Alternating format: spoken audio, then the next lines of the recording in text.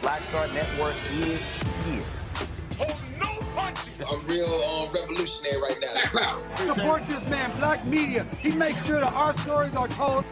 Thank you for being the voice of Black America, Roland. Stay black. I love y'all. All momentum we have now, we have to keep this going. The video looks phenomenal. See, there's a difference between Black Star Network and Black-owned media and something like CNN. You can't be Black-owned media and be scared. It's time to be smart. Bring your eyeballs home. You dig?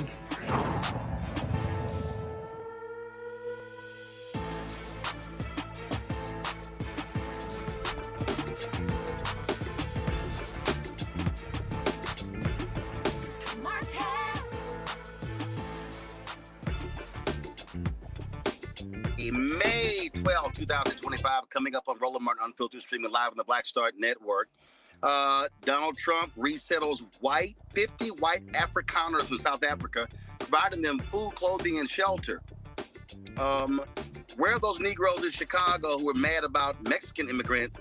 They're mighty silent about these white Afrikaners. We'll talk about that. Also, continuing fallout over the arrest of Newark Mayor Ras Baraka. Congresswoman Bonnie Johnson Coleman has been going off on ICE and MAGA. We'll tell you about that. Also on today's show, progressives, for some reason, are really upset with Congressman Jim Clyburn. We'll be talking to him about the future of the Democratic Party. Also, Donald Trump agrees to accept a $400 million luxury jet from Qatar. Oh, but he's going to get to use it when he's out of office. And he says, I don't know, what's the big deal? And he announces a so-called deal with China. It's really an announcement about an announcement. Even conservatives on CNBC are saying, guess what? He screwed the economy up and China still wins. Plus, we'll get an update from attorney Candace Kelly on the start of the Sean Diddy Combs trial. It's time to bring the funk on Roland Martin Unfiltered on the Black Star Network. Let's go. He's got it. Whatever the biz, he's on it. Whatever it is, he's got the scoop, the fact, the find. And when it breaks, he's right on time and it's rolling. Best believe he's knowing. Putting it down from sports to news to politics. With entertainment just for kicks, he's rolling. It's on go, y'all. It's Roland Martin, rolling with Roland now. He's funk, he's fresh, he's real, the best, you know he's Roland Martin now.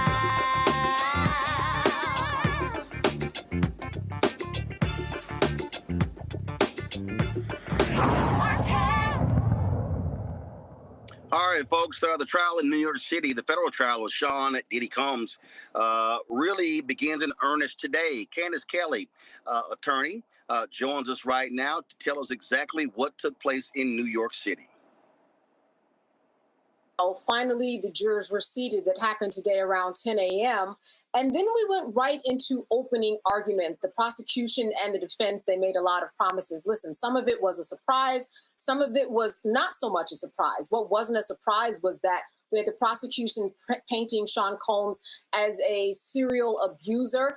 And they went through three people. One of them we know was Cassie, as well as somebody by the name of Mia and Jane, setting them up, saying that we would hear from these three people and details about them that they hadn't heard before.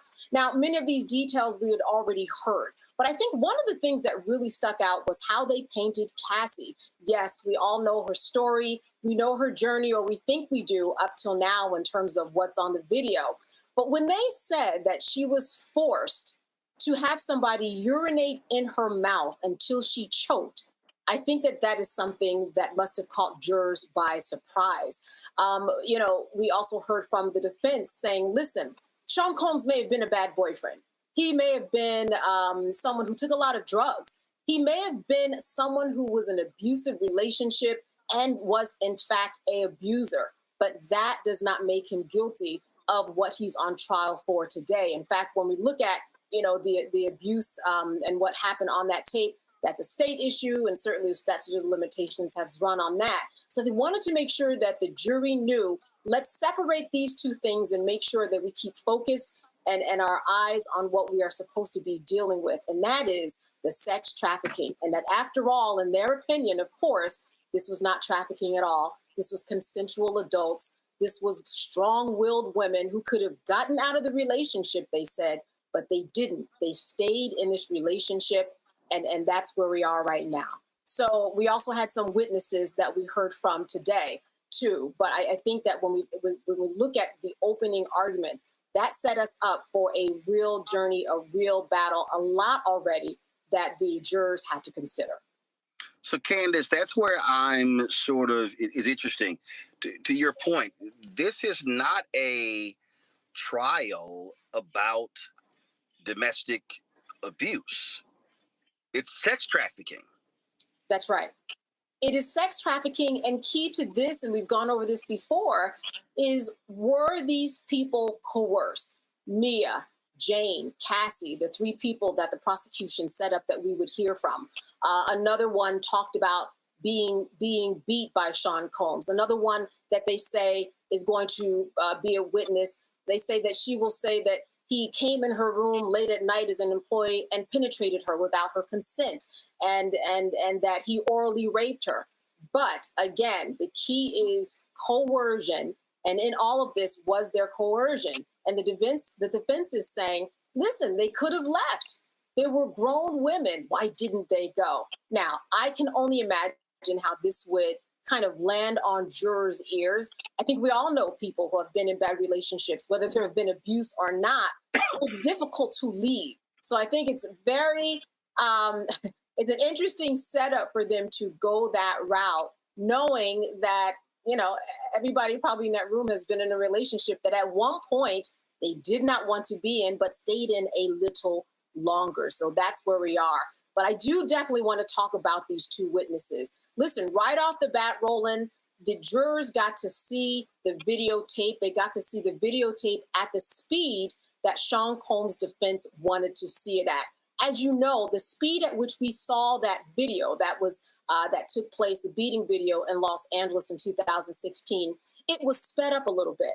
And the defense said that, look, this makes it look more aggressive. So they were glad to see that it was slowed down to the rate that it was originally supposed to be at for the jurors to see. They did this in conjunction with their first witness. His name was Israel Flores. He's now a police officer, but he was the security guard that we've been hearing about for such a long time that was paid off.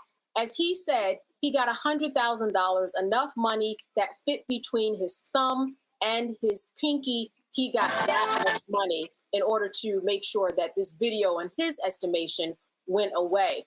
Got a call about a woman in distress, went up to the 6th floor, but by that time, everything had happened. He says what he saw was a devious-looking Sean in the corner and that Cassie had a purple eye. He walked them back to her room because she refused to get any help. She did not want to press charges, walked her back to her room. Sean Combs, he said, thought that he was taking video of him at that time and jacked him up, grabbed him by the neck, and was abusive with him. So we are hearing from a different perspective what went on that night that we've all been seeing that video about. So a lot of interesting testimony right there.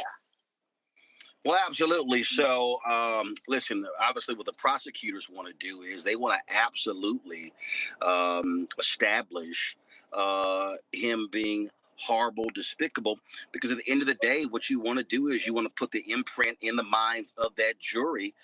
So when the defense gets their part, you want them hating Sean Combs, correct? Correct. And I think that the defense has said, hey, jury, go ahead and hate on Sean Combs. You can hate him all you want, but this wasn't against the law. He's despicable. He's an abuser.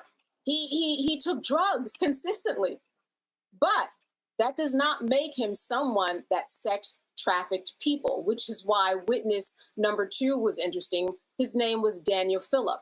This is someone who said that for 2 years, he had been paid $600, $700 to $6,000 at a time to come and be a part of these freak-offs, to come and be a part of what they are also calling King's Nights, because as the prosecution said, Sean Combs considered himself a king. and these were King's nights.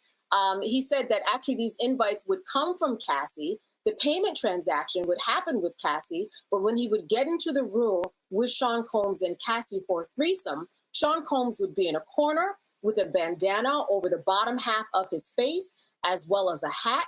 He did say he knew that it was Sean Combs, but he said that many times during their interactions, Cassie appeared to be scared, or he would hear in the next room Sean Combs berating her and smacking her and hitting her. He said at one time, Daniel Phillip said that, while I was paid, I was also there and felt like I needed to help her. He said that Cassie came to him and kind of jumped on his lap out of being scared because of Sean Combs. And he asked her, he said, why are you in this relationship? I don't understand why you are staying, and you need to go. So just a very interesting take from these two witnesses with some facts that we just haven't heard about yet. All right, then. Well, it's going to be a whole lot more of this, that kind of testimony that we can reasonably expect. And so we certainly appreciate you breaking it all down for us, Candace. And we'll be chatting with you again and again. All right. And can I jump in and say one more thing? A very pregnant Cassie. They expected her to go on the stand today, ran out of time. I expect that we will see Cassie take the stand tomorrow, Roland.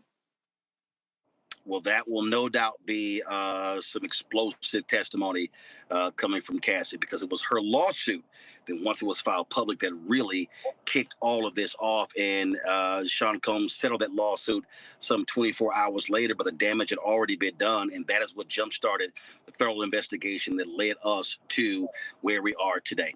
Candace, we appreciate it. Thanks a lot. All right. Folks, gotta go to a break. When we come back, we're going to chat with Congressman Jim Clyburn. Lots to talk about, including you have these progressives who don't like him. You got folks who say it's time for people like him to retire. They're too old. And he's like, why should I leave? Lots we're going to chat with Congressman Jim Clyburn right here on Roland Martin Unfiltered on the Black Star Network, live from Houston. Back in a moment.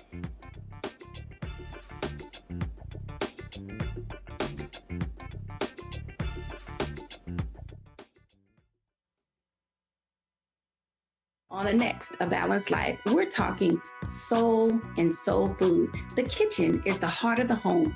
So many memories that are there, the things we've learned, the recipes that we've tried to garner and to somewhat figure out how to cook ourselves. There's something about the kitchen and family and being at the table that brings us all joy. We're going to be joined by some amazing guests who are going to talk to us about how do we keep tradition alive and what are we doing for the culture. The traditions and the gathering and the warmth and security, those memories are super important. And we have to, make sure that those continue to happen. So no matter how we get in the kitchen or around the food, I just want you there. That's all next on A Balanced Life here on Black Star Network. Now streaming on the Black Star Network. In France, me and Tony, and accidentally went to the Louvre, right? I had never been, and I saw a side door. And we got off the little bus. I said, come on, let's go to the Louvre. I mean, I'm just like, let's go to the Louvre, right? We're here. This black girl is at the door with this white guy, black African girl.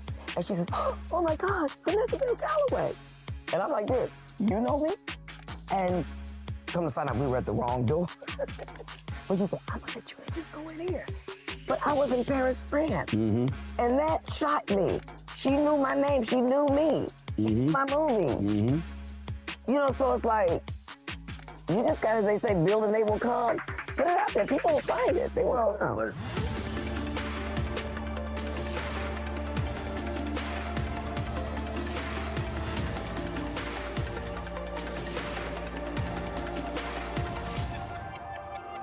This week on The Other Side of Change. Let's talk. Vote blue, no matter who. We need political imagination more than ever, and unfortunately, some people on the Democratic side really are discouraging that. We're going to dig into all of it. The Democratic Party needs to remember who they are and who they are responsible to. This is On the Other Side of Change, only on the Black Star Network. Next on the Black Table with me, Greg Carr, the Tuskegee Institute, now University, forever linked to the infamous and despicable syphilis experiments done on the poor rural farmers in Alabama and the Tuskegee Airmen, the famous heroes of World War II. But its history is about so much more. In his new book, The Tuskegee Student Uprising, author Brian Jones reveals a largely untold history, rich in radical activism and reform. Suddenly the students are meeting these folks whose lifestyle is very different from theirs, very rural, but they're seeing them lose family members. People in their family disappear. How Tuskegee became an epicenter for Black power. An amazing history lesson on the Black Table, right here on the Black Star Network.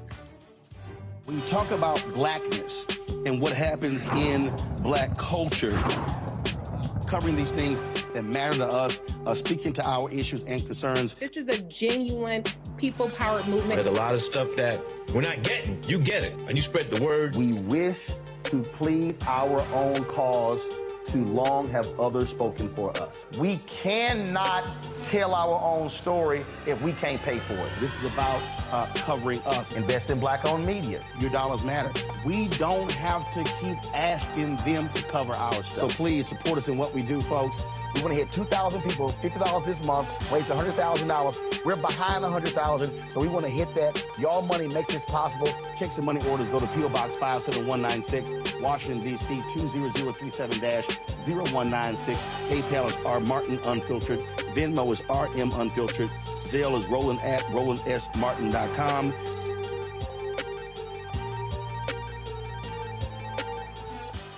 Hello, I'm Isaac Hayes III, founder and CEO of Fanbase. Listen to what I'm about to tell you. The window to invest in Fanbase is closing. We've raised over $10.6 million of our $17 million goal. That means there's room for less than 6,370 people to invest in Fanbase for the average amount. The minimum to invest in Fanbase right now is $399. That makes you an owner in Fanbase today. Go to startengine.com/fanbase to invest. Why?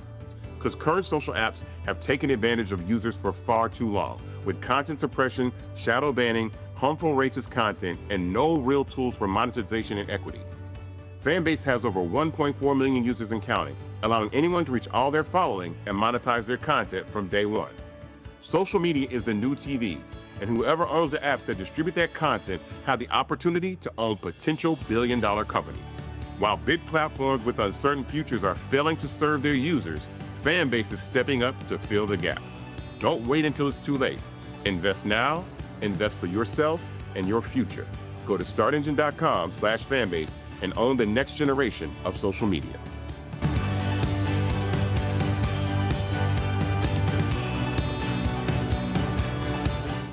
Hatred on the streets, a horrific scene, a white nationalist rally that descended into deadly violence. White people are losing their damn minds. As an angry pro-Trump mob storms the U.S. Capitol, We're about to see the rise of what I call white minority resistance. We have seen white folks in this country who simply cannot tolerate Black folks voting. I think what we're seeing is the inevitable result of violent denial. This is part of American history. Every time that people of color have made progress, whether real or symbolic, there has been what Carol Anderson at Emory University calls white rage as a backlash. This is the rise of the Proud Boys and the Boogaloo Boys. America, there's going to be more of this. Here's all the Proud Boys, guys. This country is getting increasingly racist in its behaviors and its attitudes because of the fear of white people. The fear that they're taking our jobs, they're taking our resources, they're taking our women. This is white fear.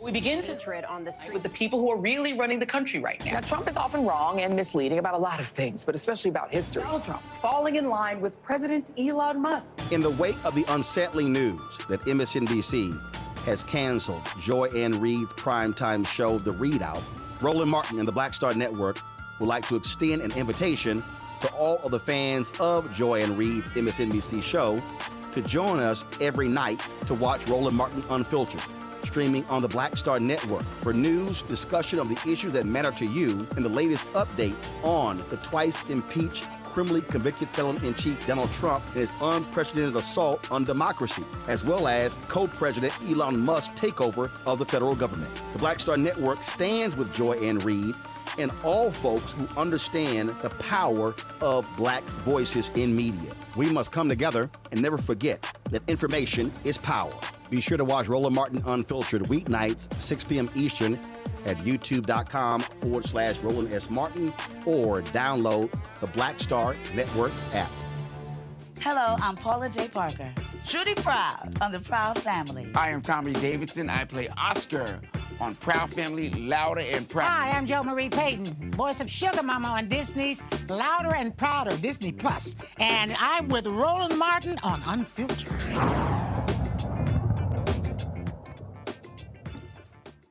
Hey, folks, welcome back to Roland Martin Unfiltered. I am here in Houston, where I was presenting my annual scholarship at my alma mater, Jack Yates High School. So glad to be back. Lots to talk about with my next guest. His name has been bandied about a lot.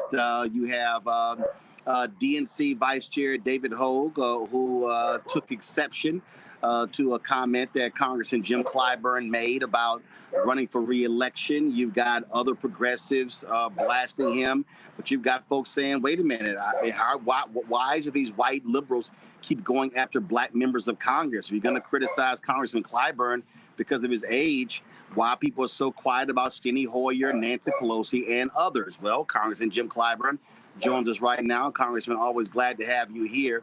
I got to read this for you. I saw this tweet earlier that I got a kick out of. So Cenk Uygur with the Young Turks made this comment. He said, why do we have to, so Bakari Sellers said, I like David, is it David Hogg or David Hogue? I want to pronounce his name right. The young man of the DNC. I don't know. I call him Hogg. All right. So Bakari tweeted 2 days ago, I like David Hogg, don't know David, but the audacity to tell Clyburn to get over himself is wild. Because on Bill Maher's show, he said there have been a few members that have come out that have said, if I retire, my life is effectively over. Get over yourself. This isn't about you. So Cenk Uygur responded saying, why do we have to have respect for Clyburn? What a weird ask. Here's a man who has hurt progressives more than anyone in Congress, who is a lifelong politician and serves the corporate donor class loyally and even worked with GOP to cost Democrats an extra seat in South Carolina. No thanks. And so you have these young folks out here saying that there are too many older members. So what do you say to that? Well, thank you very much for having me, Roland. First of all, I've never been on Dave Maher, what's his name? Bill Maher's show. Never have been on it. I don't know where he got that from. I've never said anything like that in my life because I don't even believe that. The fact of the matter is, I look forward to retiring and spending time on the golf course. So this is not my life. I retired from state government and ran for Congress. I ran for Congress in a very crowded field, and I won with 56% of the vote. And no runoff was required. And so I respond to the people of the 6th Congressional District of South Carolina. They own this seat.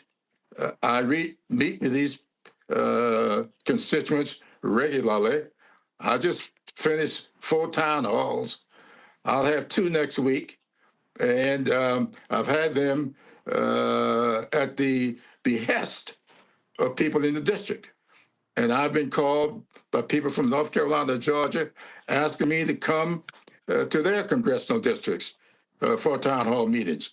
And so I respond to Democratic voters. I don't know who these people are who are tweeting saying whatever they say, but I can say the premise is certainly just not true.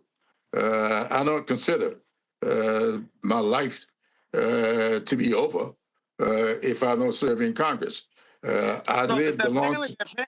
They're apparently quoting some Wall Street Journal article. They said the Wall Street Journal quoted you said, quote, Nancy left her seat, Steeny left his seat, I left my seat. What the hell am I supposed to do now? What do you want me? What do you want me to give up my life? And so that's what they're basing this whole thing on.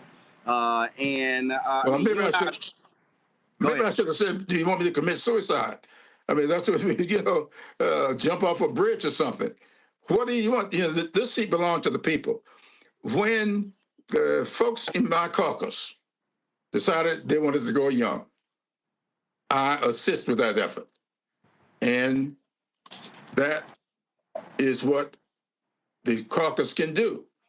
Now, the caucus doesn't own the 6th congressional district seat, no more than the caucus owns Steny Hoyer's seat or Nancy Pelosi's seat. I'm younger than both of them. So we run in our congressional districts at the behest of our constituents. So I don't know what they're talking about. That is just the way things are. I have no idea whether or not I'm going to run for re-election. I'll make up my mind at my annual family meeting later this year. And you know when that takes place. And we'll decide at that time in consultation with my party here in South Carolina, as well as the constituents that I serve. And so David Hogg or Hogue or whoever it might be won't be making that decision. My constituents will do that. You'll be 85 in July. Congresswoman Right. Maxine Waters is going to be 87 in August. So when you hear people say, I'm sick of these people, they too old, they've been here too long, there are a lot of people who love the fire and the vigor of Congressman Maxine Waters.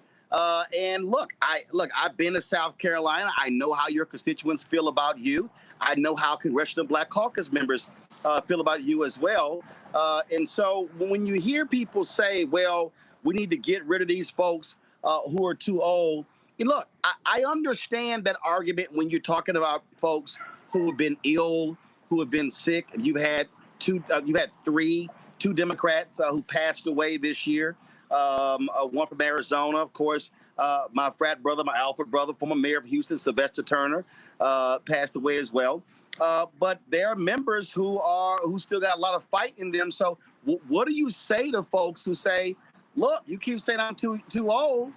Listen, all you got to do is run against me if you want the seat. Well, I say the seat belongs to the people of the 6th congressional district. I have opponents every time in the Democratic primary. Last time I had an opponent, I think they had 2 opponents, and they shared 8% of the vote, and I got 92%. In the general election, I usually get 60%. And so I know that constituents let their feelings be known. I go to church in this district. I go to meetings in this district. I talk to people in this district. And quite frankly, I feel very comfortable with the people I serve, and they seem to be pretty comfortable with me. What's interesting to me is a lot of people, and this is sort of strange to me, they blame you for President Joe Biden because your endorsement was hugely important for him in South Carolina. But I got to remind people, he didn't win all the delegates required to be president in South Carolina. There were other primaries for the people who supported Bernie Sanders. I keep saying, hey, if Bernie was the choice, voters in other states could have chose him. So, what do you make of the folk who are constantly complaining that you're the problem for helping Joe Biden when, listen, there were a lot of people who ran in 2020, and hell, if the progressive voters wanted somebody else, they could have picked somebody else. Absolutely. And it's kind of interesting to me because anybody who want to blame me for Joe Biden, I accept that. I'm very proud of that. I do believe that if you look at Joe Biden's record, on substance, he comes as good as they get. Second to Lyndon Baines Johnson in production, in substance. Now, Joe Biden's style doesn't fit a lot of people. My style don't fit a lot of people. The fact of the matter is, there's no substitute for substance. And you look at Joe Biden's record, how can you argue with the record? It's clear. You said the polling numbers were bad. Was that on substance or was that on style? And I still maintain that Joe Biden had a very productive presidency, and I do believe that he will go down in history based upon that production. I don't apologize for Joe Biden. In fact, I take great pride in it. How do you respond if critics say Congressman Jim Clyburn, he's not progressive enough? He blocks progressive policies. We need more progressive leadership. How do you respond to that? Well, you know, I would like to look at the record. What determines progressivity? If it's your record, show me who's got a more progressive voting record than I've got. I'd like to know where the difference is. And if you look at, you know, it's just, I don't call people names. I confine profanity. People want to use it. I just don't use profanity in the public. I don't even use, some people talk about 3 4-letter words. That there's a 3-letter word that I never try not to use. L-I-E. My parents did not allow me to use that word. And so I just don't have a style to go around calling people's names. I'd rather make headway than to make headlines. If you're looking for headlines, then you got to find somebody else. If you're looking to make headway, then I'm your guy. And look at the production, and I think you agree to me. Let me give you a couple of things. You know, when I got elected to Congress, we didn't have a single national park in historic South Carolina. We now got 3. We didn't have a single heritage corridor in this historic state where the Reconstruction era began here in South Carolina. We now have 4. And guess what? All 7 of those things have got one thing in common. They are my bills. I created all of them. And so when people say, you've never done anything, ask them, who created the Rural Energy Savings Program that I got the Legislator of the Year award from the National Electric Co-ops because of that program? Who got the 10, 20, 30 funding formula that's now in 17 sections of the appropriations bills? I can go on, and I'll ask, what progressive do you measure progressivity by the bills you introduce or by the bills you get passed? And when you measure by the bills you get passed, I'm sitting, as we say down here in the South, in pretty high cotton. I do want to talk about what's going on right now. Today, Donald Trump flew in on a State Department plane, 50 white Afrikaners, enlisting them as refugees, providing them housing, food assistance, things along those lines. He claimed that they are facing racial discrimination in South Carolina, in South Africa. First of all, there was 2 things that were similar. That is South Carolina when it came to the Civil War and apartheid in South Africa. Those were 2 things very much in common. But what's crazy to me is that was a law that prevented Black people from owning land. And he's talking about how land has been taken from whites there, when whites make up 7% of the population in there, but they own more than 70% of the land. And I have been trying to explain to people this constantly. Donald Trump wants white immigrants. He does not want black and brown immigrants in America. Well, he said it. How many times would he need to say it? And when you refer to the home countries of people of color as S-hole countries, what is he saying? When we just got the recognition of white South Africans, and they're black South Africans, and why can't they get visas to come into the country? When he talks about immigration, he makes it very clear that he sees immigration as being white only. And now, there's a biblical scripture, as you know, I grew up in a parsonage. I think it's found in around the 7th chapter of the book of St. Matthew's. It says, it is not their words by which we know them, it's their deeds by which we know them. And so no matter what Trump may say to the contrary, look at what he is doing. Look at what he's doing to the National African-American Museum. Look at what he's doing to the first African-American woman to head up the Library of Congress. And she only had 1 year left in the 10 years, but he fired her. Why? Simply because he wants to demonstrate to certain people in this country how anti-black he can be. It's just that simple. And so when I see, as I did last week, right here in South Carolina, 3 African Americans on TV saying they voted for Trump the last time and they're going to vote for him, they will vote for him again. And the gentleman says, yeah, I know he's an a-hole, but he's authentic. Now, come on. Ku Klux Klansmen, white supremacists, they're all authentic. So you're telling me I will abide with your racism so long as you're being authenticated. I'm not too sure what that really means in this country we're currently living in. I have some other questions, but I want to let my panelists also get in here. First up is Melinda Hail. She's an actress and creator of Black Voices Heard Project.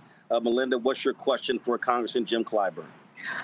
I just want to understand how we are trying to pass this policy when it's like a fake moral panic. And so I'm just curious when it comes to Donald Trump wanting to bring these white South Afrikaner refugees to the States, how he's going to really push this narrative that they are in trouble versus the black and brown refugees who actually are fleeing dictatorship and have political unrest in their countries or economic instability. Well, if you're looking to me for an answer, I don't know. I don't think he can reconcile that. And I don't think he's going to try. I think he's doing what he's doing in order to send signals. He would hope that we in the Congress would raise issues about it so that he can say to his so-called MAGA base, I told you so. So I think that's what's going on here. I don't believe that he cares one bit about how it looks or how it feels to other people. Kelly Bethea, communications strategist. Kelly, what's your question for Congressman Jim Clyburn? Hi, Congressman. Good evening. My question is centered around the fact that we know now for sure that the Republicans, Donald Trump's administration in particular, is following Project 2025 almost to a T, page for page. And I guess my question to you is, do you know whether there is an answer for the Democrat on the Democrat side to Project 2025. And I ask that because I will never say that the Dems are doing absolutely nothing, that we're not hearing from them, blah, blah, blah. But it does appear that the answer that we are seeing out of Democrats are a lot more fragmented, and it doesn't seem as cohesive as what appears to be the united front of the Republican Party, be that good, bad, or indifferent. So my question is there a cohesive, unified front answer from the Democrats to the Republicans' Project 2025? Well, no, there's not one single answer to it. As you know, Project 2025, if my memory serves, is about 950 pages.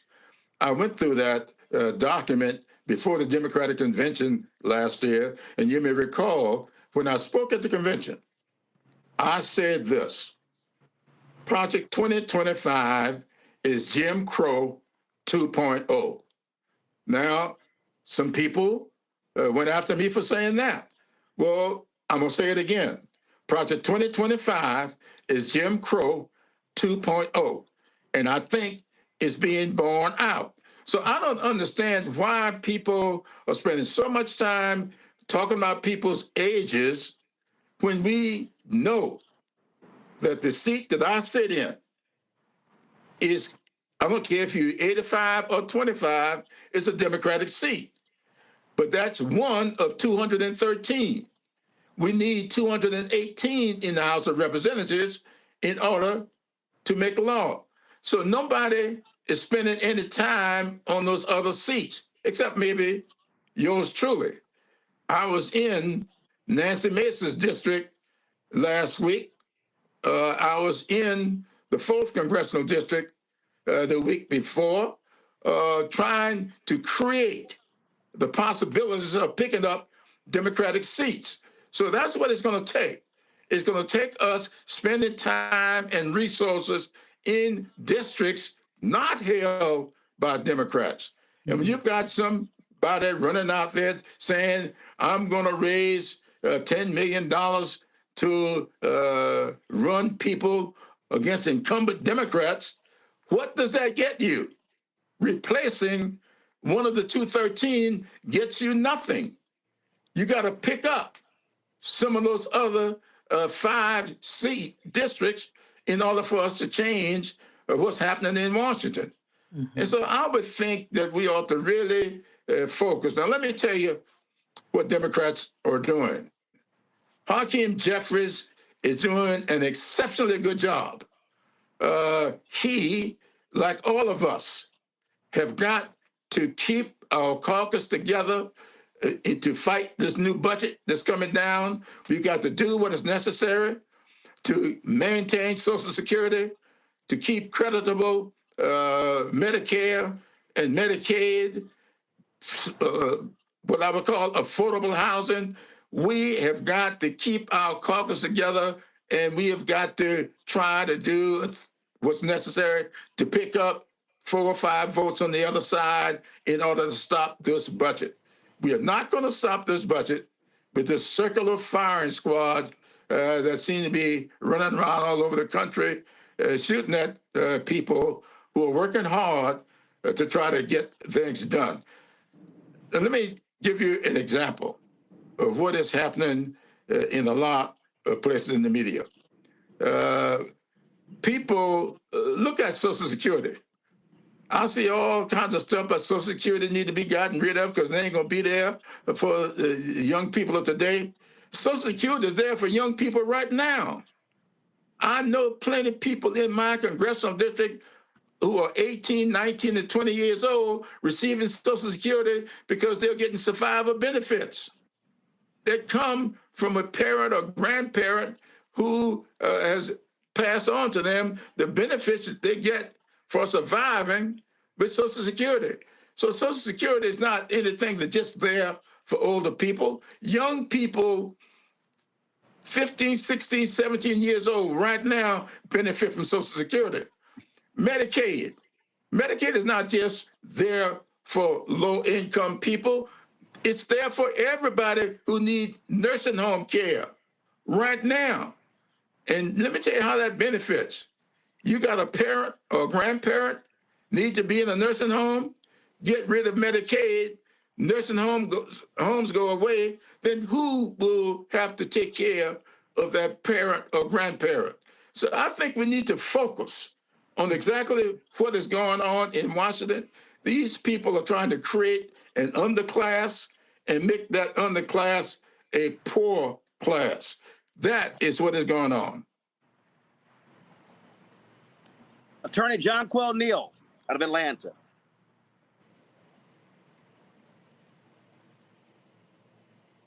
John Quill there? Guys, let me know if she's there. All right, let me let me know what's going on here. Congress, let me ask you this question here. I got to get your take on this grifter in chief happily accepting this $400 million plane from Qatar. His family settled that lawsuit. Excuse me, they announced that resort $5.5 billion on the continent. They keep doing these deals. He's selling this meme coin. He's hosting this dinner for people who buy his coins. For all the people who attack Hunter Biden for selling art, and MAGA held all these hearings about corruption with alleged corruption with Joe Biden, Republicans, your fellow House members, Senate members, are absolutely silent over this grifter in chief that occupies the Oval Office. You know, there are a lot of things wrong with this airplane business. It is not just about grifting. This guy, I don't know of anything that I've seen since I've been in government. And I've been around government a long, long time. I've been on this earth a long time. I've never seen anything like this. I never thought I would live to see the day that the American people will accept this kind of violations of our Constitution. This is the worst thing I've ever seen. And let me say a couple other things about that. This is also about a security issue. In 1972, I was in the Soviet Union. And when we were in the Soviet Union, we could not go, but we had to go to temporary embassies. Why? You may recall that we built a new embassy in Moscow. And what happened? We found out that they had put listening devices throughout that building, inside the walls, and it was so bad, they had to tear it down. We never could occupy it.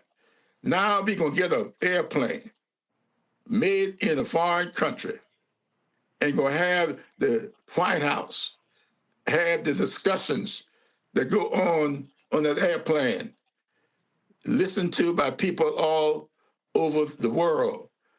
How can we possibly sit silently by and allow this to happen?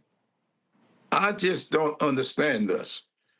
We need 218 votes in the House to stop this.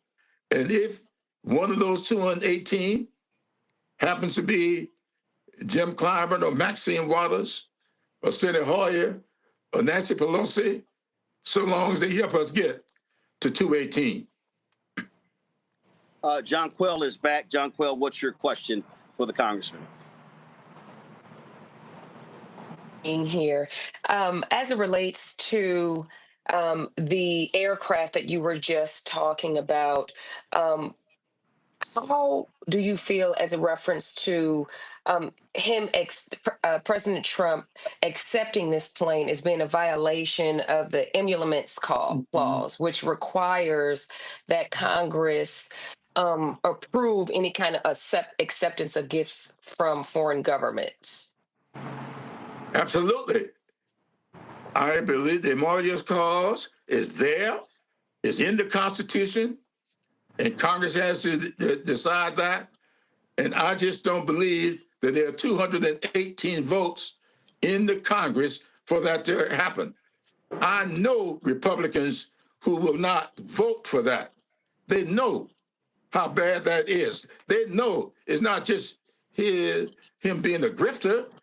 It is about our national security. In order for that plane to be safe, It's going to have to be taken apart, screw by screw, in order for them to ever be able to determine whether or not it's safe to be discussing national secrets in. So if you don't mind him being corrupt, okay. Let's worry about the national security and what that will do if this plan is ever used by our chief executive. Well, we see the drama that's going on with this guy, and I'm cracking up how Republicans are praising him for this so-called China deal when the end result is that the tariffs are going up and the American taxpayers being screwed by Donald Trump. So I know that has to tick you off because, listen, the tariffs are impacting employers there in South Carolina, automakers. They're looking at making massive cuts. And this fool is running around talking like he is just the most brilliant negotiator in the world. Well, you know, I'm glad you brought that up. The tariffs. Rural people in this state, farmers, are going to see their crops rot in the fields because they're losing customers overseas. Volvo just announced that it's laying off workers because of tariffs. We just had Donald Trump to say when he was told what this is going to do about employment. I couldn't care less, is what he had to say. And then when he was told that all these ships that we expect to bring goods in are not coming, what did he say? That means we're going to lose less money. So the country is going to lose less money, but that is good. When people lose their jobs, you just don't care. I'm telling you, we need to get real about what's going on here. This is a repeat of the great betrayal. You know, I refer to that period, you know, I don't know if I've talked to you about this, Roland, but I just finished my third book. And this book is about the 8 African Americans that served in Congress from South Carolina before me. The problem is there are 95 years between number 8 and number 9. And the reason there are 95 years there is because of what I call the great betrayal. The great betrayal took place when Rutherford B. Hayes, the Republican from Ohio, turned his back on those black folks who had voted for him. Those black folks were all members of the party of Lincoln. But Hayes double-crossed them. Everybody keeps talking about the Republican Party, the party of Lincoln. It is also the party of Rutherford B. Hayes. Yes, Lincoln wrote the Emancipation Proclamation and issued it. Hayes brought Reconstruction to an end by double-crossing black folks. The great betrayal.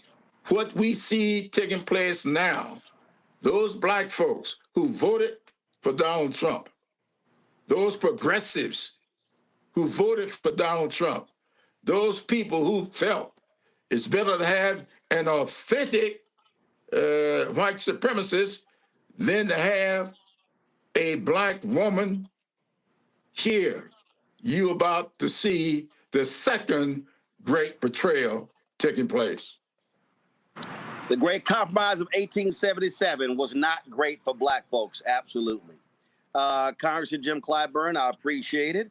I look forward to seeing what the latest dust-up is among these young progressives.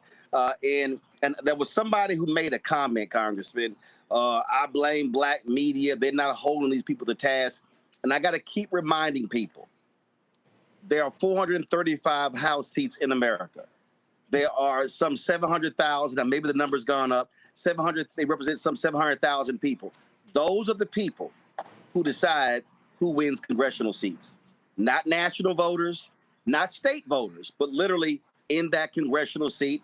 And I've said I don't have any problem with people running against an incumbent. I don't care whether you're Democrat or Republican.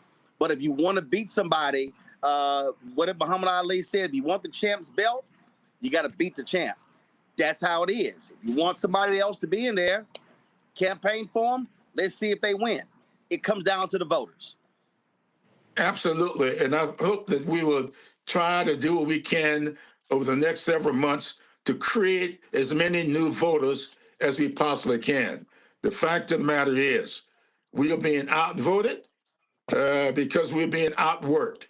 What Martin Luther King Jr. wrote in his letter from the Birmingham City Jail? He said he was coming to the conclusion that the people of ill will in our society were making a much better use of time than the people of goodwill. And that is what is happening. Last November, the people of ill will made much better use of their time than the people of goodwill. People of goodwill, let's come together and don't let that happen again. All right, Congressman Clyber, I appreciate it. Thank you so very much. Thank you. Folks, going to go to a break. We'll be back. Roland Martin Unfiltered on the Black Star Network. Don't forget to support the work that we do. Join our Bring the Funds fan club. Your dollars are critically important for us to do the work that we do. Contribute via Cash App using the Stripe QR code. We see it right here. You can also go to blackstarnetwork.com. Use that QR code to pay via Cash App. If you want to do a check or money order, please make the check or money order payable to Roland Martin Unfiltered. P.O. Box 57196, Washington, D.C., 20037-0196. PayPal, R. Martin Unfiltered. Venmo is RM Unfiltered. Zelle, Roland at RolandSMartin.com. Roland at RolandMartinUnfiltered.com. We'll be right back. What's up, y'all? Look, Fanbase is more than a platform. It's a movement to empower creators, offering a unique opportunity for everyday people to invest in Black-owned tech, infrastructure, and help shape the future of social media. Investing in technology is essential for creating long-term wealth and influence in the digital age. The Black community must not only consume tech, we must own it. Discover how equity crowdfunding can serve as a powerful tool for funding Black businesses, allowing entrepreneurs to raise capital directly through their community through the Jobs Act.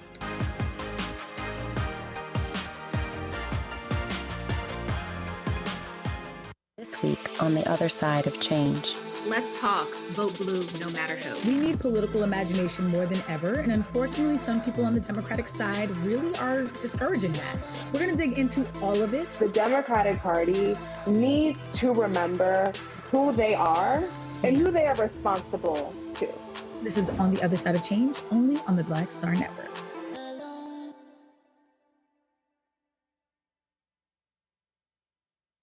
We begin tonight with the people who are really running the country right now. Now, Trump is often wrong and misleading about a lot of things, but especially about history. Donald Trump falling in line with President Elon Musk. In the wake of the unsettling news that MSNBC has canceled Joy Ann Reid's primetime show, The Readout, Roland Martin and the Black Star Network would like to extend an invitation to all of the fans of Joy Ann Reid's MSNBC show to join us every night to watch Roland Martin Unfiltered, streaming on the Black Star Network for news, discussion of the issues that matter to you, and the latest updates on the twice impeached, criminally convicted felon-in-chief Donald Trump and his unprecedented assault on democracy, as well as co-president Elon Musk's takeover of the federal government. The Black Star Network stands with Joy Ann Reid and all folks who understand the power of Black voices in media. We must come together and never forget that information is power. Be sure to watch Roland Martin Unfiltered weeknights, 6 p.m. Eastern at youtube.com/Roland S. Martin or download the Black Star Network app. Farquhar, executive producer of Proud Family. You're watching Roland Martin Unfiltered.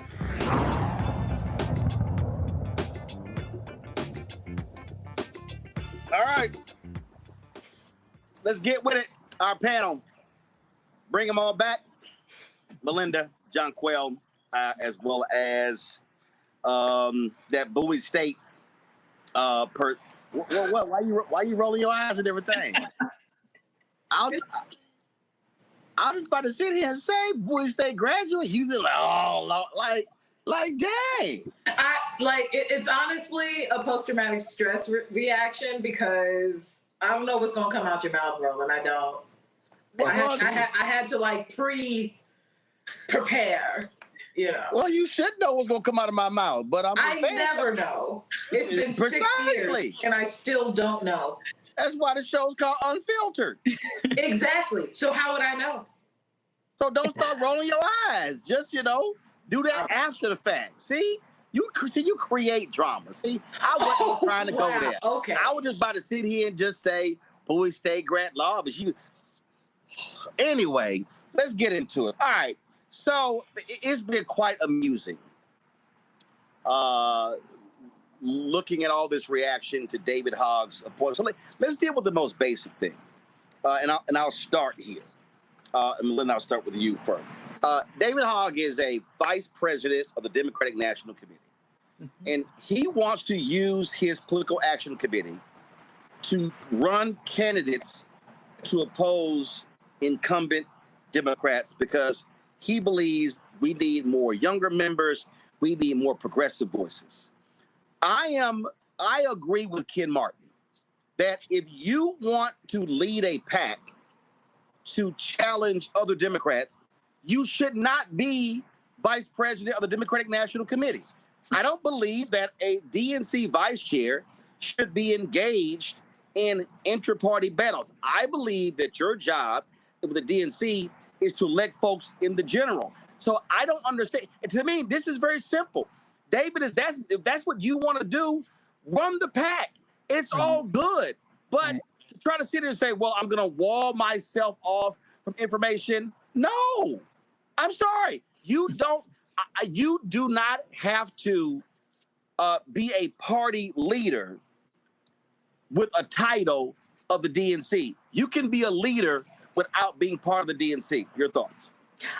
Well, first of all, I think he's going about it the wrong way. I am a person that does believe there should be term limits for members of Congress, and not because of their age or because we just want new leaders, but I think we should have new leaders in the sense of ushering in different voices and bringing just different options to the public. And I think telling, obviously, a congressman that has devoted their lives to being a part of change that they need to get over themselves, it's just playing into that narrative that the left often eats their own. I think for me, one of the bigger issues that I have is he's focused on safe seats, but there were 12 Republicans that ran unopposed in 2024. Why are we not putting money into placing Democrats to run in those states, in those areas, so that people can have different options? Whether they win or not is really not an issue for me. It's the fact that those communities don't know that there are other options, don't know what the Democratic messaging is, and that's where that money should be going. So that's the issue that I have with what he's doing right now.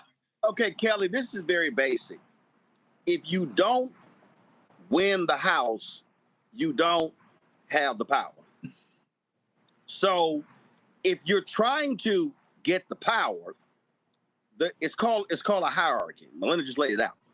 I need to first get the power, which means I need to be targeting those 15 to 18 so-called purple districts that Biden either won or it was a very small percentage the Republicans now hold.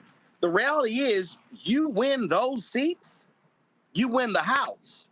So if you're David Hogg, if you're targeting safe Democratic seats, that doesn't get to your goal of having power. That means that you just have more progressive people who are in the minority.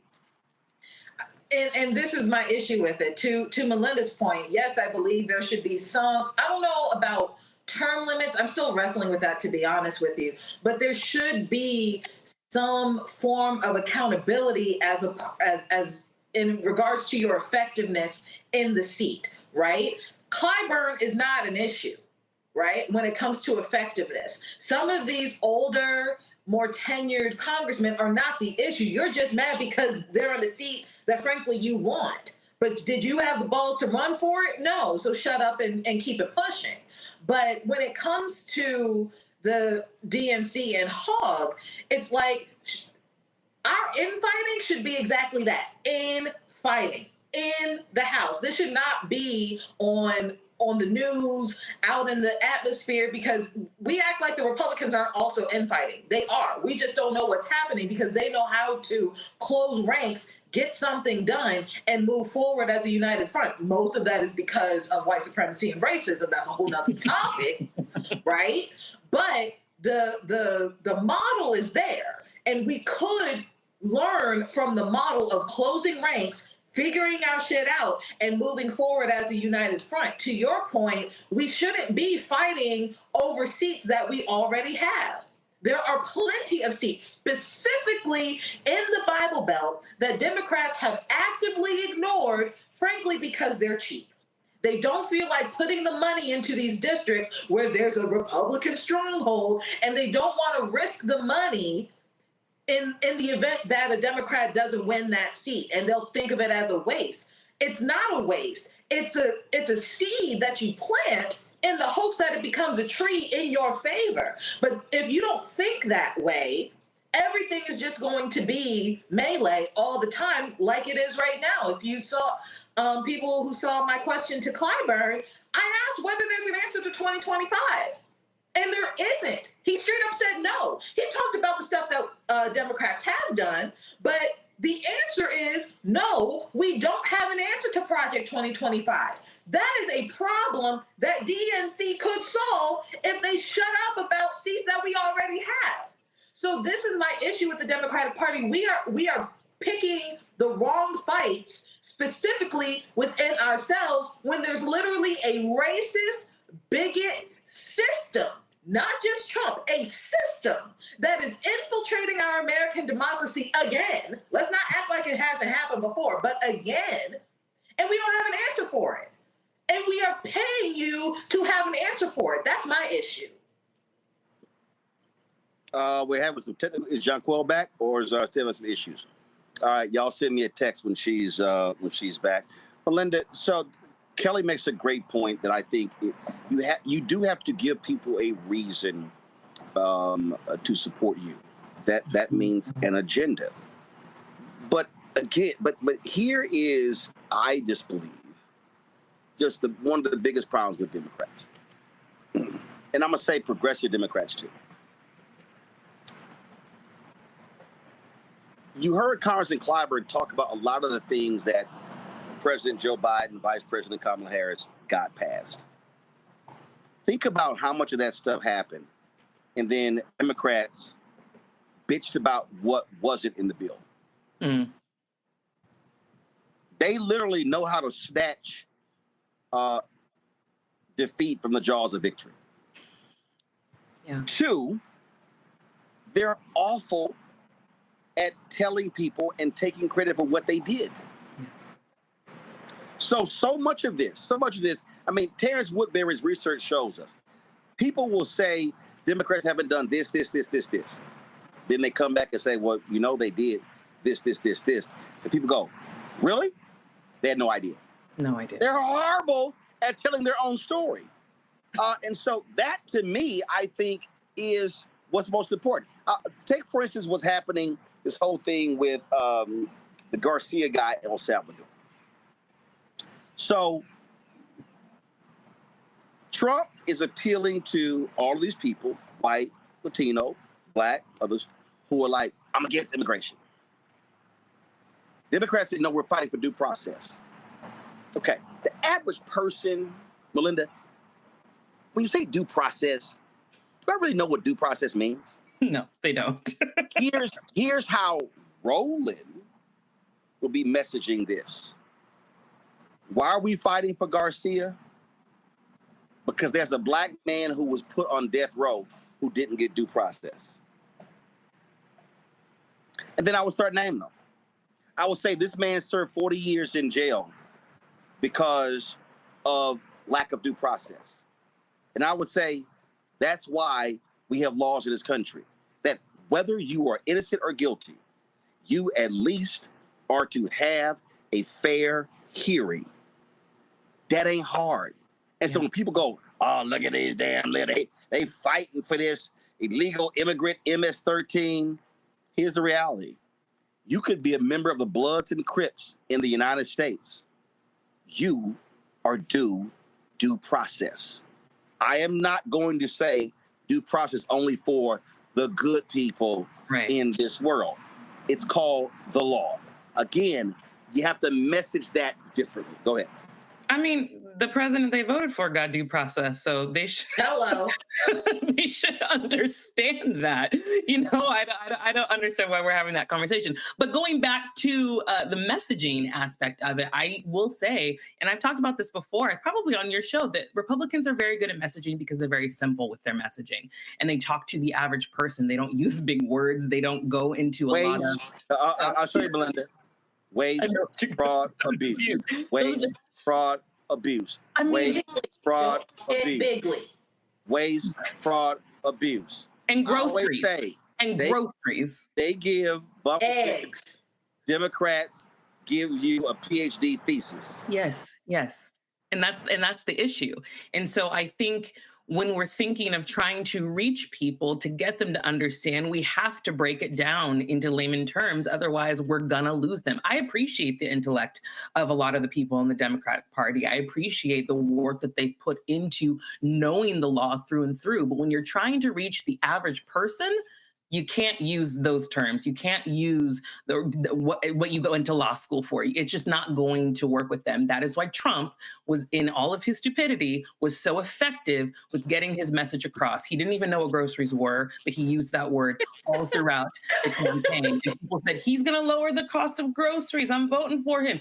Ain't nothing lower in the grocery store right now, but he won because of that simple message. So we have to get on the simplicity message train. And see, this for me, Kelly, is what's so most important. And you remember when Congressman Clyber, he said a three-letter word. He said LIE. That's the three-letter word I'm using for Trump. Congressman Donald Trump said he lied. He lied. That's a lie. Donald Trump said gas prices down. Lie. Eggs are down. Lie.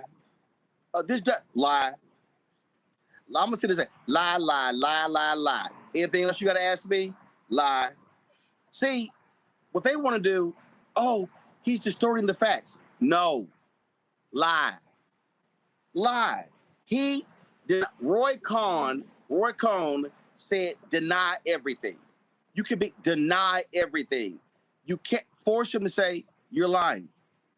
You're lying. You're lying. He's lying. You're lying. Marjorie Taylor Greene, you're lying. Oh, Speaker Mike Johnson, we're not trying to cut Medicaid. You lying. See, they want to dance around this. I think you got to make this thing simple.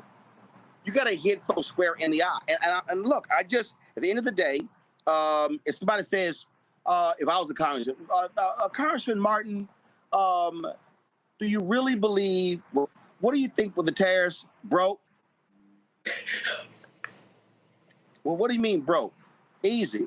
It's going to be a bunch of people broke. Follow me here. I didn't say there are going to be a lot of small businesses who are going to be struggling. No, it's going to be a bunch of people who have businesses who are going to be broke. It's going to be a bunch of people out here losing their jobs. They're going to be broke. I'm using, Joe Madison always said this, you got to put it where the ghost can get it. You got to make this thing simple, Kelly. And I just think they making this damn thing way too complex. Yeah, it is very complex for no reason. And I'll say this on two fronts. One, the way that you just talked about him lying, I will never forget last year when what was it, NABJ, and they invited Trump to be interviewed. And I will never forget, you were in front row, and I don't know if people could hear it, but everything that this man said, I could hear you in the front, off the echo of the mic. Lie. Boom. Lie. Hold up. You understand? I was on, let me be real clear. I was on MSNBC the night before. I think Jason Johnson was filling in. And I was standing outside of the church where the woman who got shot and killed in Louisiana by the cop was holding the hot water. I forgot her name. Mm-hmm. So anyway, Jason asked, I said, Jason, tell you something right now. I said, if Donald Trump start lying and nobody on that panel corrects the lie, you gonna hear me say lie, lie. It And sounded like a buzzer. It was hilarious, and it was everything to me. I was sitting right there on the front row, and at one point, the executive director of NABJ, Drew Barry, was like, Roland, chill, they gonna put you out. I said, put me out of what? I said, Drew, this our shit. This is our shit. I said, his security don't control our shit. Right. I said, I dare them to try to remove an NABJ Journalist of the Year, 3-time board member, President's Award winner, lifetime member, Hall of Famer. I said, I dare them to try to remove me out this room because I'm saying lie. And see, to your point about not letting them get away with the lie, and this is where I criticize our president, Ken Lemon. Donald Trump sat there and shit on NABJ, and he said that, oh, the reason we're late because your microphones don't work. Yeah, I remember that whole thing. But it was a lie. Yeah. Ken Lemon, as the president, should have said, he was on the front row opposite me. He should have got up and he should have said, hand me that microphone. Ken Lemon should have said, we are not going to start this off with lies. No, Donald Trump, that is not what happened. Your people did not want to get fact-checked. And we said this panel was not going to move forward unless fact-checking took place. So we are late because your people made it late. He didn't do that. So what happened?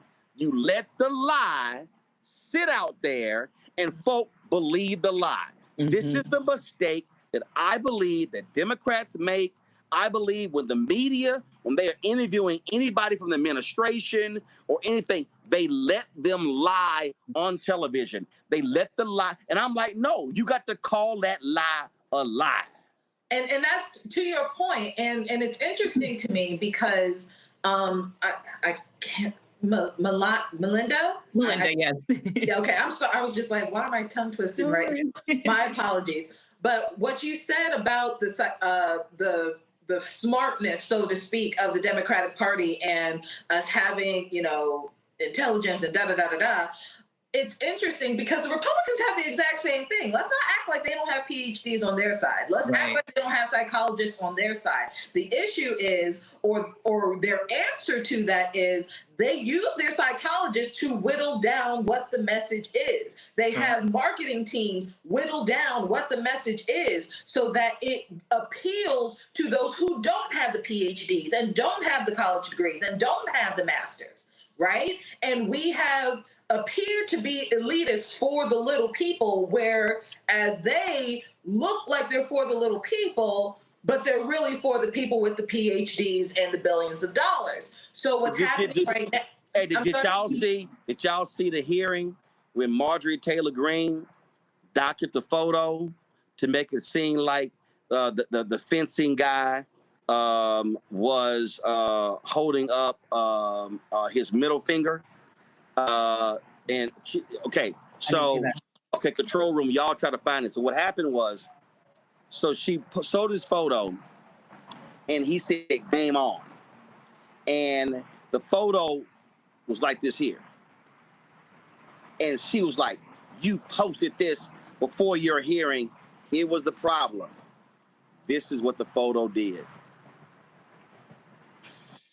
And so the Democratic Congresswoman, I forgot her name on the panel, she held up the photo, and Marjorie Taylor Greene, you're out of order, you're out of order, you're out of order. So here's what, now again, this is what was genius.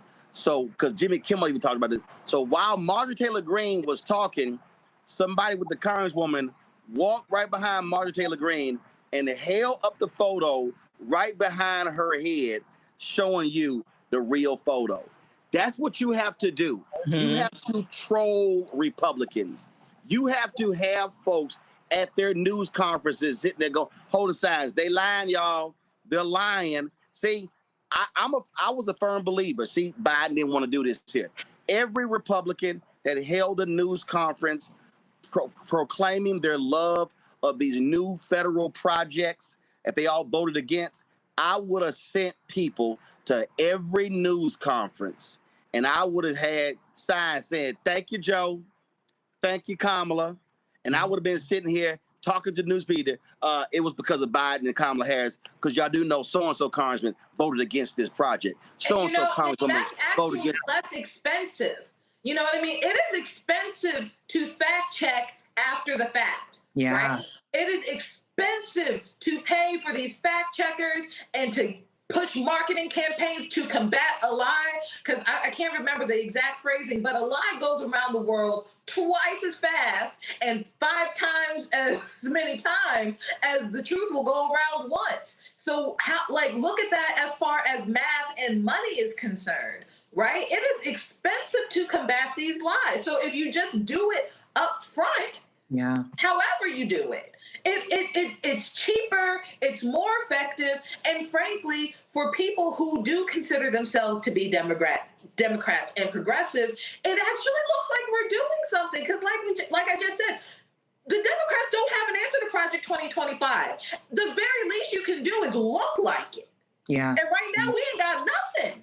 Well, I just and see, Melinda, the people out there, I love these simple Simons. Man, all you doing is just shilling for the Democrats. No, I'm actually blue with facts. See, I make it clear.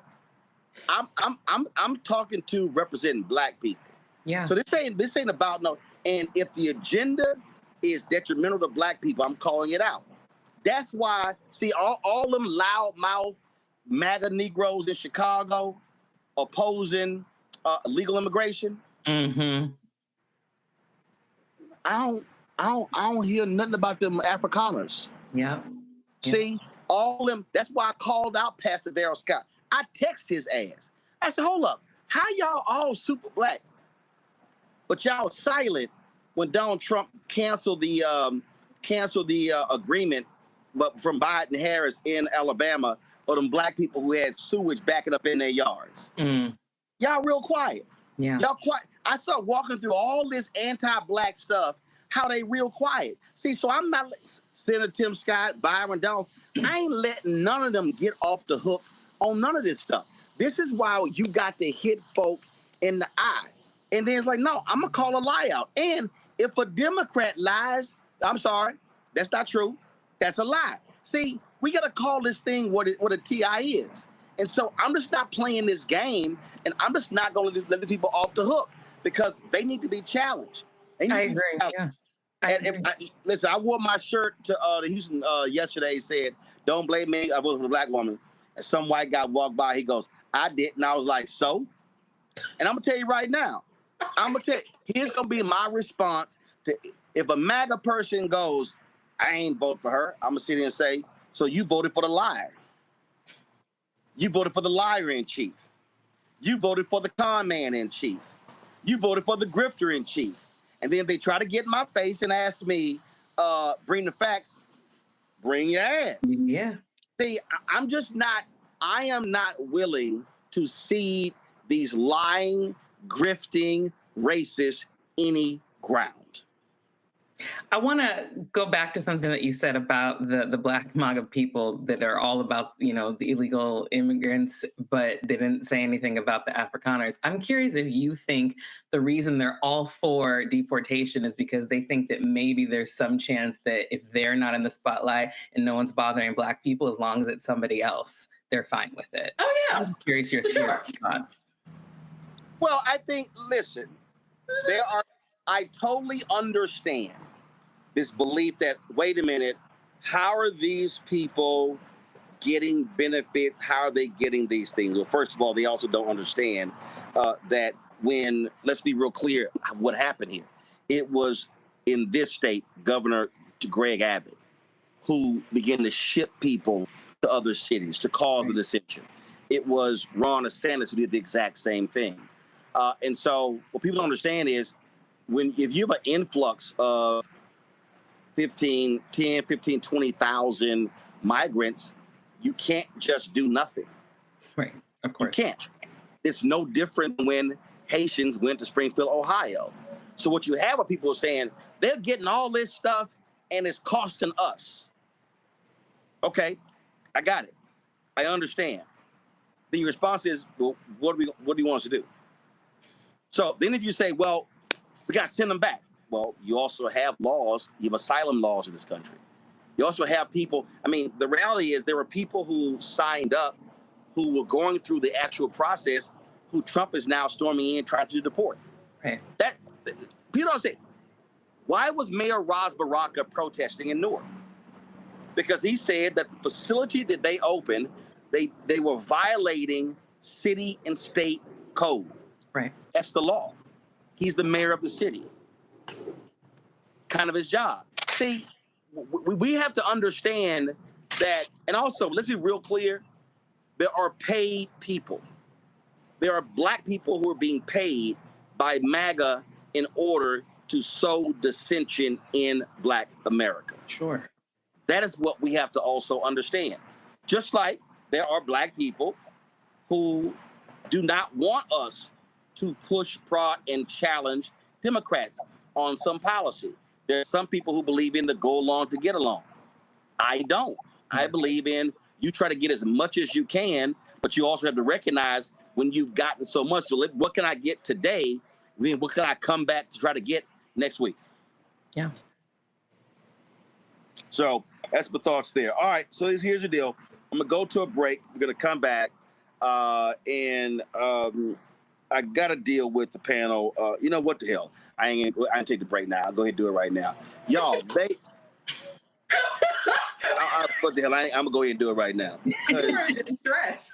No. Because I can't wait to know what this is about. No. It is. When I was on ABC This Week in September 2021, and when I told Governor Chris Christie, and I haven't been back on ABC This Week since, I said, too many of you Republicans are like Donald Trump. You have no morals, no values, no principles, no ethics. These people ranted and raved for 4 years about Hunter Biden. They raved about a pardon. Oh my God, Burisma. Why was he on the board? All this money.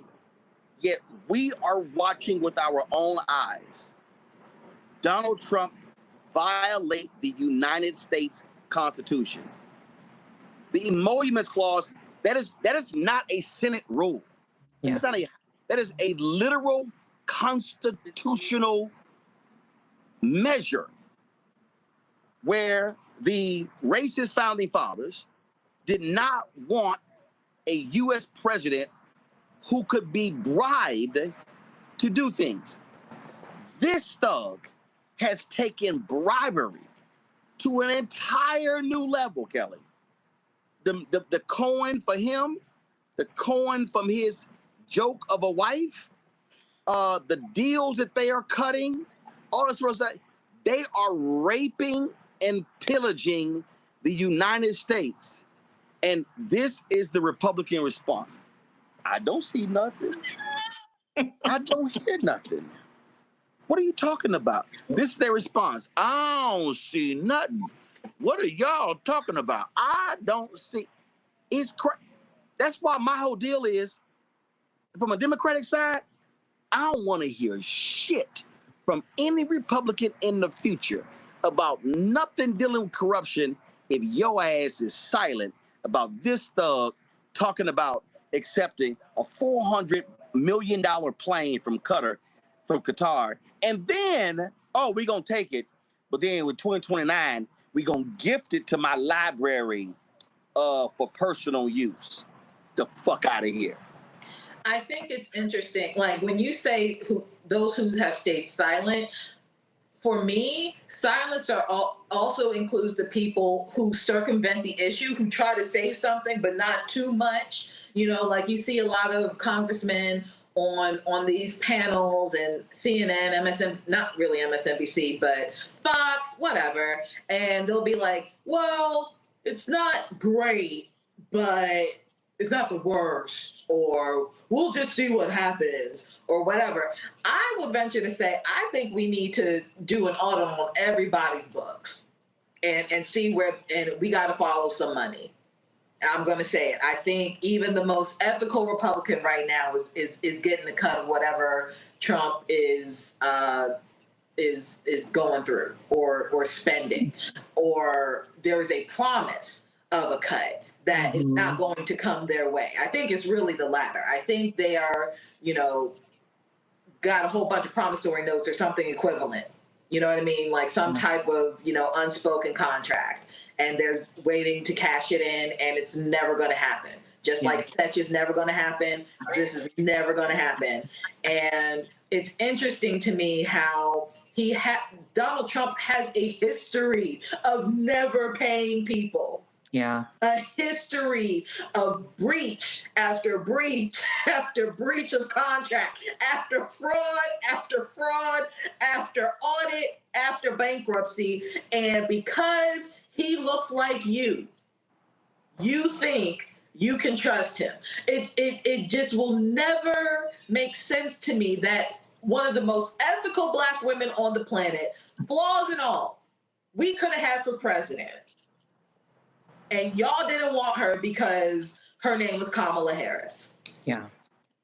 Because she looked more like me than she looked like you. Because you were afraid that somebody like me could be somebody like you. And if I were like you, I would be making your life hell. And you were afraid of that. Yeah. And I will never forgive this country for that level of racist bigotry and ignorance. Because it fucked the whole thing up. You fucked the whole game up. You know what I'm saying? Like, this isn't just going to impact me. This is impacting people who look like you and your grandchildren, right? Yeah. It's like, we always get the short end of the stick as Black people in this country, but now y'all color redacted people about to really find out, are finding out. Yeah. Right? All because you thought somebody who looked like you had your back, when that was never the case. And there was a history of it never being the case. Like, it will never make sense to me. It's interesting that you're saying all of that, because I think when it comes to their mindset, because they're so aggressively against us that they can't fathom that we would actually be for them and for all people, which is what Kamala Harris would have been, despite having opposition from racist people. She would have been a president to all people. And I don't think that they can wrap their minds around the fact that I hate her, so why doesn't she hate me back? But they see this person, this whatever he is, this celebrity, this influencer. If we're going to be honest, that's exactly what Trump is, because he's not a politician. He's not a good person. He's not smart. He's not a leader. And they see them, and he just really galvanized them to be the hateful people they are, unfortunately. I want to go back, though, to the thing about Republican leadership and then not standing up to Trump. I think they also have this wait and see approach. Like, they're in denial. They're just like, well, let's wait and see. Like, maybe this will turn out good, specifically with the gift, or maybe he won't do this. And it's like, this man has been everything that we've always thought he's going to be. I don't know what you're waiting to see. Like, he's done all the bad things that he said he was going to do. He's not going to change. What are we waiting and seeing for? And I just don't understand why there's this constant denial and fear, because at the end of the day, Trump kind of is a really big loser. So I don't really know why everybody's so afraid of him. But that's how I feel. I think people are afraid to get hit. I think they are afraid to fight. I believe that they want to try to be as nice as possible about it. And I just don't think for a second you can be nice to a thug. I just don't think so. It just doesn't happen. Have you seen A Bug's Life? I know I'm going to use an analogy. Have you seen the Pixar movie A Bug's Life? Yeah. Yes. Do you know what I'm saying? Do you know where I'm going? Yes. Listen, I have a very standard rule. I don't watch animated films. Okay. A long time ago. You didn't see Bug's Life. Well, let me get to my point. Okay, So the I'm gonna grasshoppers. say this again. Okay. I got 9 nieces, 4 nephews. And the deal I made it clear with my wife is I am not going to watch no damn animated films. Now, well, first of all, this is 20 years old, though. I know. It's Pixar. And I've been married 24 years, and my oldest niece is, 25, 26? So, yeah, I don't care. I don't watch animated films. Okay, well, Kelly knows where I'm going with this. I do. Grasshoppers rule over the ants. This is a word. This. Roland, listen. Good. Y'all two talk. But listen, in the movie, the grasshoppers are ruling over all of the ants, and they're like, y'all better get all of my food by the time spring comes, or there's going to be hell to pay, right? But towards the end of the movie, Flick, who's the leader of the ants, he gets all of the ants to uprise because he realized there's more ants in them than the grasshoppers, and then they all beat the grasshoppers. So my whole point is there's more people that oppose Trump that are for him. If they would all just stand up and stop being afraid of him, we could get this fascism out the door already. That is my point. You should still watch the movie. You should, because it's so political, and it like you missing on blessings. You missing on good sermons. Kelly knows. She knows what's up. You missing on a good word, because that Flick said there are a lot more of us than there are of you. Yes. There are a lot more of us than there are of you. And they got them grasshoppers out of there, and they flourished afterwards. Y'all talking about animated film? I'm just saying. We are talking about a word, the message of the animated film. Is he leaving? Not him playing basketball. That is rude. I'm showing y'all the message here. I'm showing y'all how much interest I have in animated film. It's the message, Kelly. We're here. Here, thank you. We here. I told y'all. Listen, John Quill back. So y'all want to talk about Pixar and Coco and the Goonie I ain't say nothing about no Coco. We ain't say nothing about Coco. See, Coco's all about honoring your ancestors. Y'all you don't do even that have that conversation. You know what? Okay. Listen, I ain't watching them damn animated films, okay? That's crazy. Crazy talk. I've never heard that in my life. I'm not watching them damn animated films. John Quill, you watch animated films? Not really, guys. Not Good. really. See, that's what I'm saying. Have you ever? Yes, I have before, but yeah, I really don't watch them. But do you act like he has a disdain for them? Do you like actively dislike them, or it's just kind of like not your cup of tea? You just not gonna watch them?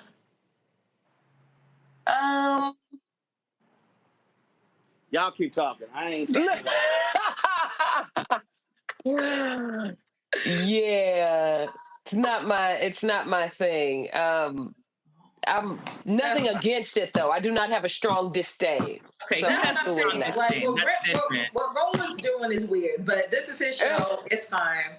It's fine. I've been tired of watching them. I ain't watching them. It's fine. You don't have to. I'm not watching them. I told you the point of the story, so that's the only point I'm trying to say. There's more of them than there are of him, and if people would stop being afraid and just rise up to the occasion, we could get past this. Build yourself a bird just like them ants. Get them out of here. That's all we're saying. Y'all done? Yeah. Yes.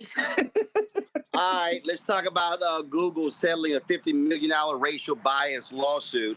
The preliminary settlement, which was filed in federal court in Oakland, covers more than 4,000 current and former Google employees in New York. It still requires a judge's approval. Plaintiffs in the class action lawsuit claim Google fosters a racially biased corporate culture where Black employees are steered into lower level roles, paid less, given lower performance evaluations, denied opportunities for advancement. According to the complaint, in 2021, Black employees made up just 4.4% of Google's workforce and only 3% of its leadership. You know, John Quill, the thing that's interesting is all these people who are anti-DEI, anti-affirmative action, they love talking about merit, but they never, ever want to deal with the reality of unequal pay and things along those lines when you're Black in Silicon Valley or some other areas. But they always got there a lot to say about other nonsense as opposed to the racism that Black people, others have to deal with. You know what? That's so very true. And just generally speaking, to bring a race discrimination claim against an employer is a very, very difficult case to bring.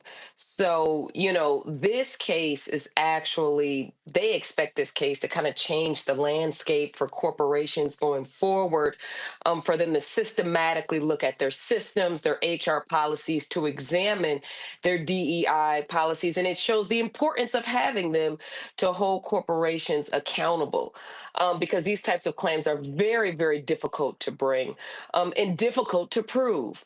And I found the uses of verbiage, Googliness, and all of that, I found that to be very offensive. From reading the amount that I did read about the case, but I think this is I think it's a wonderful result. Like I stated, because it's so difficult to bring these kind of cases. So, and listen, these are those tech bros, Kelly, who kiss up with Donald Trump, and they were the first ones to get rid of their programs in order to kiss his ass. And it's interesting to me because a lot of those tech bros are also, minorities, right? Mm-hmm. Not all of them are color redacted, Anglo-Saxon white, except the ones from South Africa, right? Like Elon Musk, mm-hmm. David, and Peter Thiel. But I make that point to say that these policies that are coming down that are actively against Black and brown people will apply to them.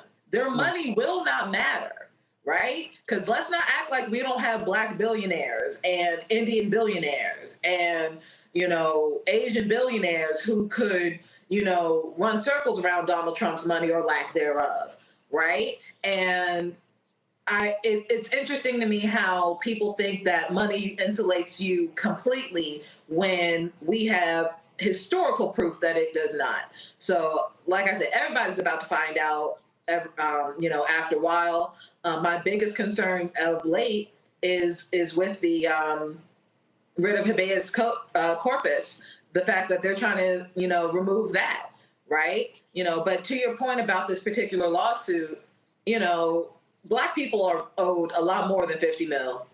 I don't know how many were in the class action and how it's going to be split. 4,000. Triple it. Yeah. You know what I mean? Like, obviously it's settled, but I mean, that scratches the surface, if that, compared to, I'm sure, the emotional damage that they had to endure in that corporation. Melinda? I mean, look, obviously I'm happy with the result, but there is no amount of money that can really undo the harm that these employees went through. But I'm really more so worried that this might put a target on their back for future jobs if they are forthcoming not being a part of the lawsuit. Also, Google denied still even settling any wrongdoing. So I do hope that this does kind of warn people that if they are taking part in racial bias in their companies, that they could lose a lot of money, even though 50 million is a drop in the bucket for Google. But I am happy with the result. I do worry about I think you said 4,000, John Kel? Yes, it's 4,000. 4,000 employees that were a part of this lawsuit. I'm worried about their future. And if I can add something, number one, to even have 4,000 plaintiffs, that is a massive amount. That tells you right there how difficult it is to bring these claims, right? Because it's all about the microaggressions that go on in these kind of corporate settings, right? It's the main plaintiff I read was the angry Black woman, or, this kind of systematic things that you're just kind of treated differently, right? You're angry, you're intense, you're difficult to work with.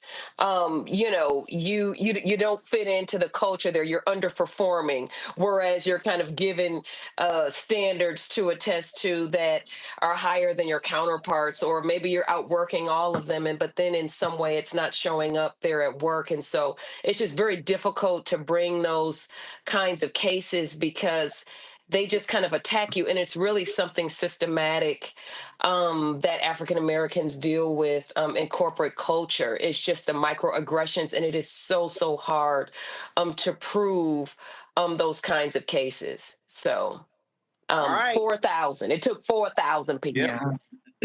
All right, folks. Well, I certainly appreciate it. Thanks a bunch.